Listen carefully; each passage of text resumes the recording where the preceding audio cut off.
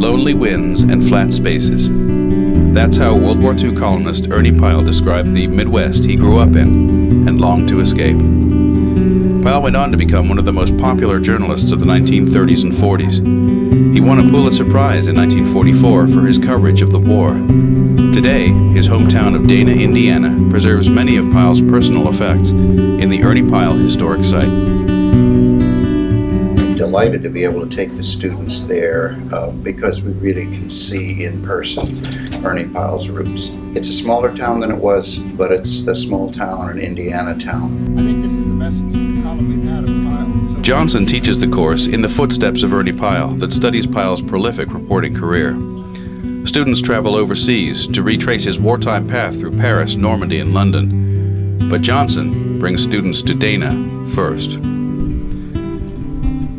For students, it's a chance to glimpse Pyle's personal life and understand him better. But Johnson brings students to Dana first.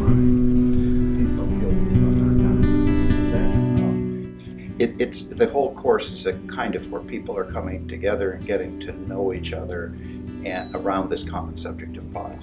And I think this is an excellent way to start. Students, it's a chance to glimpse Pyle's personal life and understand him better. That is what really stood out for me. His writings and pictures, especially.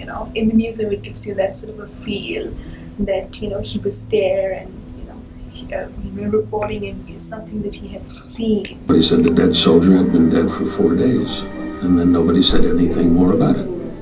We talked soldier talk for an hour or more. The dead man lay all alone. We know a lot of background on Ernie Pyle's, but it's through the book. We've never seen it through my eyes. The museum also holds the Purple Heart bestowed after Pyle's death.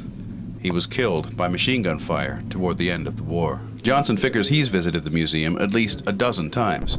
Does he ever get tired of it? I'd like to go for the next 10 years.